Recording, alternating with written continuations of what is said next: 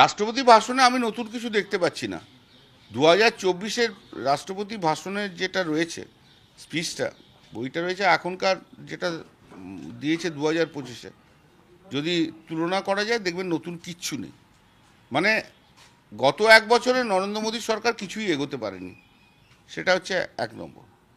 রাষ্ট্রপতি স্পিচে যেটা সরকার বলেন যে আগামী এক বছর কিভাবে কাজ করব, কি কি পলিসি, কি এডুকেশন পলিসি থেকে আরম্ভ করে বিভিন্ন পলিসি আছে,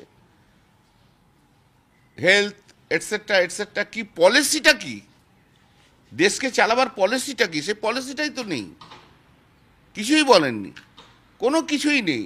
G20 এটসেট্রা, তারপরে ওই চাঁদে যাওয়া, ওই সব তো পুরনো, সবই তো 2023-এর। তা 2024-এর সরকারে এসে 2025, এবং গত বছর যেগুলো স্পিচে বলেছিল আমরা এগুলো করব, তার তো কোনো লেশমাত্র কোনো কথা বললো না। নর্থ ইস্টের ডেভেলপমেন্ট নিয়ে কথা বলছে। আরে নর্থ ইস্টের ডেভেলপমেন্ট নিয়ে কথা বলছেন, নর্থ ইস্টে তো মণিপুর নিয়ে কি বললেন? মণিপুরের সমস্যা কোথায় সমাধান হলো? মণিপুরে তো প্রধানমন্ত্রী কখনো গেলেন না, রাষ্ট্রপতি কখনো যাননি, উপরাষ্ট্রপতি কখনো যাননি। দেশের কনস্টিটিউশনাল গার্জিয়ান, যেখানে দেশের human rights have been violated, দেশের এত লোক মারা গেছে, এত মহিলা ধর্ষিতা হয়েছে, খুন হয়েছে, বাচ্চারা খেতে পাচ্ছে না, সেখানে দেশের প্রধানরা যাবেন না? একই কথাবার্তা। এটা মানে আনবিলিভেবল যে একটা অমানবিক attitude of the Narendra Modi সরকার মণিপুর নিয়ে, অমানবিক। এবং অত্যন্ত মানে আরেকটা সিগনিফিক্যান্ট ব্যাপার হচ্ছে, এই যে রাষ্ট্রপতি বললেন যে স্পিচে দিয়ে ওনাকে বলালেন জেপিসি আর নিয়ে, ওয়ান নেশন ওয়ান ভোট নিয়ে দ্রুততার সঙ্গে কাজ করছে, তাহলে ইনডিরেক্টলি রাষ্ট্রপতিকে দিয়ে লোকের মনের মধ্যে একটা ইনফ্লুয়েন্স তৈরি করলেন। কারণ দুটো নিয়েই অপোজিশনের প্রচুর বলার বক্তব্য রয়েছে। এটা বলানো উচিত হয়নি, রাষ্ট্রপতিকে এই দ্বন্দ্বের মধ্যে নিয়ে আসাটা ঠিক হয়নি নরেন্দ্র মোদী সরকারের। দাদা, আজকে আমরা দেখতে পাচ্ছি যে পশ্চিমবঙ্গে এক এক করে কুম্ভে যারা মারা গিয়েছেন তাদের দেহ ফিরছে। অভিযোগ আমরা পাচ্ছি যে তাদের কাউকে ডেথ সার্টিফিকেট দেওয়া হয়নি, পোস্টমর্টেম না করে দেহ দিয়ে দেওয়া হচ্ছে। চূড়ান্ত অব্যবস্থা কুম্ভে, যেখানে যারা দেহ আনতে। শোনো, গোটাটা হয়েছে কি জানো তো, নরেন্দ্র মোদী আর আদিত্যনারায়ণ যোগীর সেলফ প্রোপাগান্ডা করতে যে, আর ভিআইপি কালচার করতে যে গোটা কুম্ভমেলায় একটা অরাজকতার সৃষ্টি করেছে, কমপ্লিটলি মিসম্যানেজমেন্ট।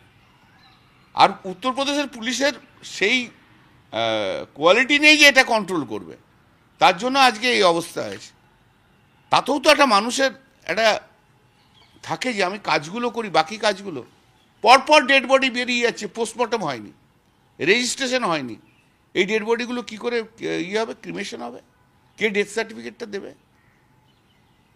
অপদার্থতার চূড়ান্ত যে জায়গায় চলে গেছে মোদিজি এবং আদিত্যনাথ যোগীজি, এ ভারতবর্ষের জন্য লজ্জা, জাস্ট সিম্পল এ লজ্জা। সমস্ত কিছু শেষ করে দিল, গণতন্ত্র তো শেষ করে, গণতন্ত্র তো ধ্বজা উড়িয়ে দিয়েছে। জেপিসিতে যেভাবে শেষ করলো, কনক্লুড করলো, ও তো ডেমোক্রেসির ধ্বজা উড়িয়ে দিয়েছে। কারণ উনি জানেন যে পার্লামেন্টটা একটা পুতুলে আমি পরিণত করে দিয়েছি, যা বলবো আমি তাই হবে, আর কিছু হবে না। মৃত্যুর সংখ্যা ধামাচাপা দেওয়ার জন্যই কি ডেথ সার্টিফিকেট?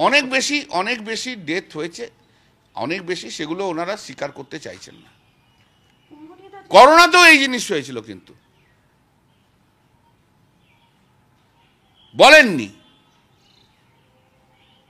এখানেও সেম জিনিস হয়েছে, প্রচুর মৃত্যু ঘটছে, আর যারা মৃত্যু হয়েছে তাদের তারা কম্পেনসেশন পাবে, যারা তারা কম্পেনসেশনটা না পায় তার জন্য কোনো পোস্টমর্টম করছে না, রেজিস্ট্রেশনও করছে না।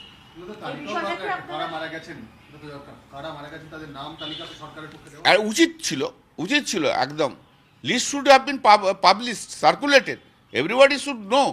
এরকম একটা ম্যাসাকার তৈরি করেছে, বিশ্ব জানুক যে নরেন্দ্র মোদী কতটা, তার সরকারের কতটা মানে অপদার্থতায় ম্যানেজমেন্ট চলছে পুরো সরকার। হবে, নিশ্চয়ই করব। আজকে রাষ্ট্রপতি যখন বললেন কুম্ভমেলা নিয়ে, তো মিসম্যানেজমেন্ট নিয়ে, কুম্ভমেলা নিয়ে কিছু বলেনি তো, সেটা আমিও বললাম তো। কুম্ভমেলা নিয়ে কিছু বলুন, মণিপুর নিয়ে কিছু বলুন, উনি তো কোনো কথাই বলেন, উনি শুধু সরকারের প্রশংসা করতে ব্যস্ত। আজকে জেপিসি এবং ওয়ান নেশন ওয়ান ভোট কি এখন এই মুহূর্তে বলানো উচিত ছিল? আজকে প্রধানমন্ত্রী বলেছেন যে বিরোধীরা গত 10 বছরে বিদেশি যে প্রভাব রয়েছে তাকে বিরোধীরা হাওয়া দিয়েছেন এবং সেই কারণে প্রত্যেক অধিবেশনের আগে বিদেশি প্রভাব অনেক বেশি দেখা গিয়েছে। উনি ওনার কাছে বিদেশি প্রভাব বেশি রয়েছে, ওনার কাছে বিদেশি প্রভাব রয়েছে, বিদেশি কানেকশন বেশি রয়েছে। উনি বিদেশ এবং বিদেশিদের কাছেই বারবার দৌড়ে যান।